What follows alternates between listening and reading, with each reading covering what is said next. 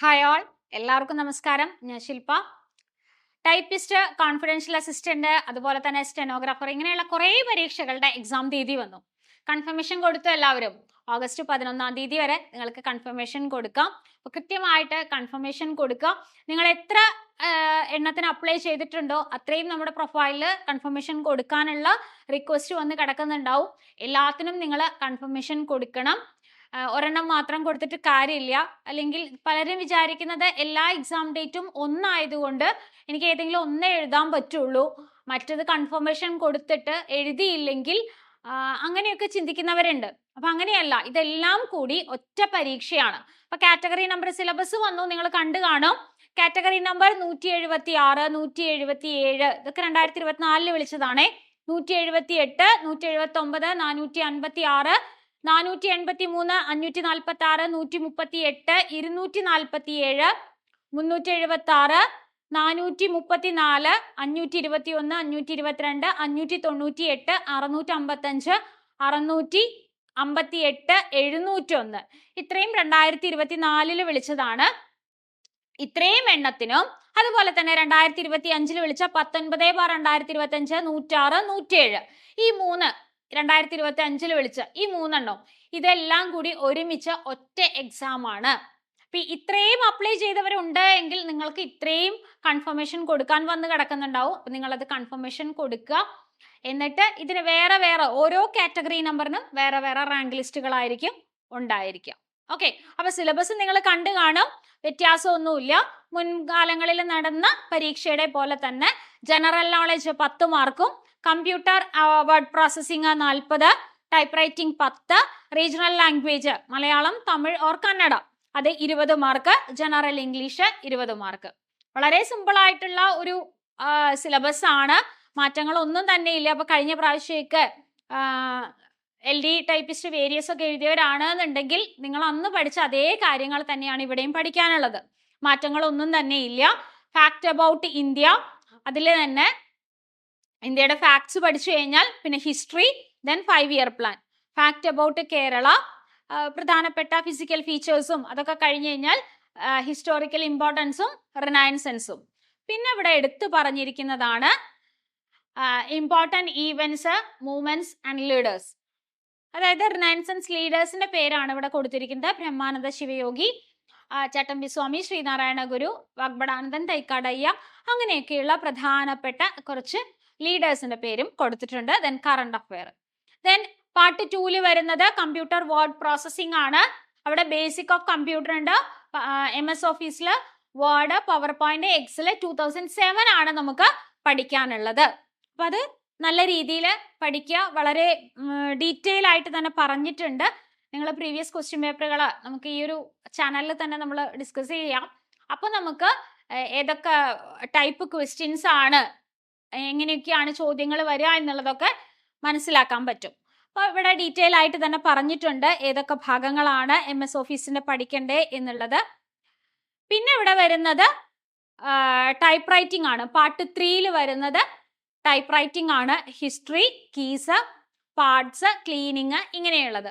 അപ്പൊ ഈ പാർട്ട് 1 നമ്മൾ GK പറഞ്ഞു. പാർട്ട് 2 വരുന്നത് വേർഡ് പ്രോസസ്സിംഗ് ആണ്. പാർട്ട് 3 വരുന്നത് ടൈപ്പ് റൈറ്റിംഗ് ആണ്. ഈ 3 പാർട്ടുകളും ഇംഗ്ലീഷിലായിരിക്കും ചോദ്യങ്ങൾ ഉണ്ടായിരിക്കുക. ചോദ്യങ്ങൾ ഇംഗ്ലീഷിലാണ്. അപ്പോൾ പലരും കൺഫർമേഷൻ കൊടുക്കുന്ന സമയത്ത് മീഡിയം എന്നുള്ള ഭാഗത്ത് കണ്ടിട്ട് മലയാളത്തിലായിരിക്കുമോ ചോദ്യങ്ങൾ എന്ന് ചോദിക്കുന്നുണ്ട്. അല്ല, പാർട്ട് 4 വേണ്ടിയിട്ടാണ് നമ്മൾ അവിടെ ഒപ്റ്റ് ചെയ്ത് കൊടുക്കുന്നത്. മലയാളം, കന്നഡ ഓർ തമിഴ് എന്നാണ് നമ്മൾ ഒപ്റ്റ് ചെയ്ത് കൊടുക്കുക. അത് പാർട്ട് 4 നമുക്ക് സെലക്ട് ചെയ്യാൻ വേണ്ടിയിട്ടാണ്. നമ്മൾ കോമൺ ആയിട്ട് എല്ലാവരും മലയാളം കൊടുക്കാറുണ്ട്. അപ്പൊ മലയാളം തന്നെയാണ് എല്ലാവരും കൊടുക്കാറും. അപ്പൊ ഇനി ഏതെങ്കിലും കന്നഡയോ തമിഴോ ഒക്കെ അറിയുന്നവരുണ്ട് എങ്കിൽ നിങ്ങൾക്ക് വേണമെങ്കിൽ അത് സെലക്ട് ചെയ്യായിരുന്നു. അപ്പോൾ മലയാളത്തിൽ 20 മാർക്കാണ്. അവിടെ പലരുടെയും സംശയം, ഇവിടെ കൂടുതലും ചോദിച്ചിരിക്കുന്നത് ഒരു LDCയുടെ പോലെ തന്നെ കൂടുതലും ചോദിച്ചിരിക്കുന്നത് വൊക്കാബുലറി ഭാഗത്തു നിന്നുള്ള നോൺ ഗ്രാമർ പോർഷൻസ് ആണ് അല്ലെ. പദശുദ്ധി, വാക്യശുദ്ധി, പരിഭാഷ, ഒറ്റപ്പദം, പര്യായം, വിപരീതം, ശൈലി, പഴഞ്ചൊല്ല്, സമാനപദം, ചേർത്തെഴുതുക, സ്ത്രീലിംഗം, പുല്ലിംഗം, വചനം, പിരിച്ചെഴുത്ത്, ഘടകപദം, ഇത്രയേ ഉള്ളൂ. അപ്പൊ എല്ലാവരുടെയും സംശയ സന്ധി പഠിക്കണോ, അപ്പൊ പിരിച്ചെഴുതാൻ പഠിക്കുമ്പോൾ അതിന്റെ ഒപ്പം പഠിക്കേണ്ടതാണ് സന്ധിയൊക്കെ അല്ലെ. സന്ധിയും സമാസവും ദ്യോതകവും പ്രകാരവും ഒക്കെ തദ്ധിതമൊക്കെ പഠിക്കേണ്ടത് തന്നെയാണ്, ചോദിക്കാറുണ്ട്. അപ്പൊ പലർക്കും സംശയമാണ് അതൊക്കെ പഠിക്കണോ എന്നുള്ളത്. അപ്പൊ നിങ്ങൾ LDCD ആയാലും ക്വസ്റ്റ്യൻ പേപ്പർ എടുത്ത് നോക്കുകയാണെന്നുണ്ടെങ്കിൽ അവിടെ ഇതേ സിലബസ് തന്നെയാണ് കൊടുത്തിരിക്കുന്നത്. പക്ഷെ ഗ്രാമർ പോർഷനിൽ നിന്ന് 1-2 ചോദ്യങ്ങൾ സ്ഥിരമായി ചോദിക്കാറുണ്ട്. അപ്പോൾ ഇവിടെയാണെന്നുണ്ടെങ്കിൽ നിങ്ങൾക്കാണെന്നുണ്ടെങ്കിലോ 20 മാർക്കും ഉണ്ട് മലയാളം അല്ലെ. അപ്പൊ എന്തായാലും പഠിക്കണം, ഗ്രാമർ പോർഷന് പ്രാധാന്യം കൊടുക്കണം. പിന്നെ വൃത്തം അലങ്കാരം അങ്ങനത്തെ ഒന്നും പഠിക്കണം എന്നില്ല. പക്ഷെ ദ്യോതകം, ഭേദകം, സന്ധി, അതുപോലെ ഏതാണ് പ്രകാരം, കാരകം, ക്രിയ, അങ്ങനെയൊക്കെയുള്ള കാര്യങ്ങൾ നോക്കണം കേട്ടോ. ഇപ്പൊ ഇവിടെ വചനം മാത്രമേ പറഞ്ഞിട്ടുള്ളൂ, പക്ഷെ നാമം പഠിക്കണം വേണ്ടേ. അപ്പൊ നാമങ്ങൾ പഠിക്കണം, ക്രിയാനാമത്തെ കുറിച്ചിട്ടും അങ്ങനെയുള്ള കാര്യങ്ങളൊക്കെ അറിഞ്ഞിരിക്കണം. ദെൻ പിന്നെ വരുന്നത് ഇംഗ്ലീഷ് ആണ്. ഇംഗ്ലീഷ് ഇവിടെ പാർട്ട് 5 വരുന്നത് ഇംഗ്ലീഷ് ആണ്. കോംപ്രിഹെൻഷൻ ഉണ്ടാകാം.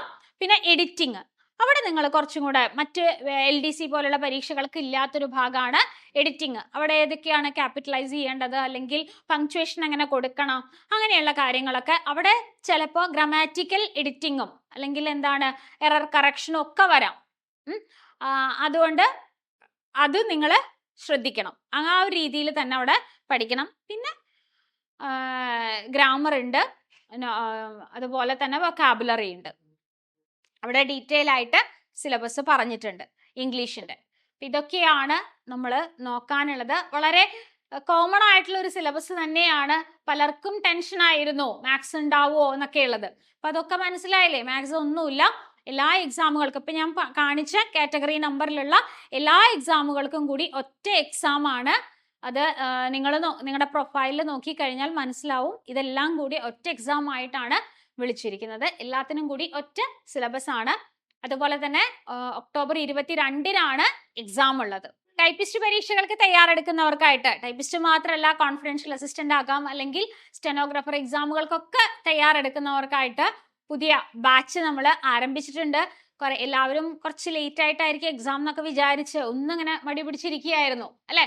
അങ്ങനെ മടി പിടിച്ചിരിക്കാനൊന്നും സമയമില്ല. പരീക്ഷ എന്ന് പറഞ്ഞവിടെ എത്തി. അപ്ലൈ ചെയ്യേണ്ട ഡേറ്റ് കഴിഞ്ഞ് അധികം താമസിക്കാതെ തന്നെ എന്താണ് കൺഫർമേഷൻ കൊടുക്കാനുള്ള തീയതിയും വന്നു അല്ലെ. അപ്പൊ അതുകൊണ്ട് ആ ഒരു ടെൻഷനിലൊന്നുമല്ല ചെയ്യേണ്ടത്. ഇനി ഉഷാറായിട്ട് ഉണർന്നിരുന്ന് പഠിക്കുക എന്നുള്ളതാണ്. പുതിയ ബാച്ചുകൾ നമ്മൾ സ്റ്റാർട്ട് ചെയ്തിട്ടുണ്ട്. നമുക്ക് ഈ ഒരു പരീക്ഷകൾക്ക് തയ്യാറെടുക്കുന്നവർക്കായിട്ട് പ്രത്യേകം ടൈം ടേബിൾ ഒക്കെ സെറ്റ് ചെയ്ത് നമ്മൾ എൻ്റയർ സിലബസിനെ ഡിവൈഡ് ചെയ്ത് ടൈം ടേബിൾ ആക്കിയിട്ടുള്ള ഒരു ബാച്ചാണ് നമ്മൾ സ്റ്റാർട്ട് ചെയ്തിരിക്കുന്നത്. അപ്പോൾ ഡീറ്റെയിൽസ് അറിയാനായിട്ട് താഴെ കാണുന്ന നമ്പറിൽ കോൺടാക്ട് ചെയ്യാം. കഴിഞ്ഞ LD ടൈപ്പിസ്റ്റ് വേരിയസ് നടന്നു കഴിഞ്ഞപ്പോൾ നല്ല റാങ്കോട് കൂടി പാസ്സായ ഒരുപാട് സ്റ്റുഡൻസ് നമുക്കുണ്ട്. അപ്പൊ അവര് പഠിച്ച അതേ സ്ട്രാറ്റജിയോട് കൂടി തന്നെ നമുക്ക് ഇപ്രാവശ്യവും പഠിക്കാം, റാങ്കിലെത്താം. കോമ്പറ്റേറ്റീവ് ക്രാക്കറിനോടൊപ്പം തന്നെ ജോയിൻ ചെയ്യുക. അടുത്തൊരു വീഡിയോയിൽ കാണാം. താങ്ക്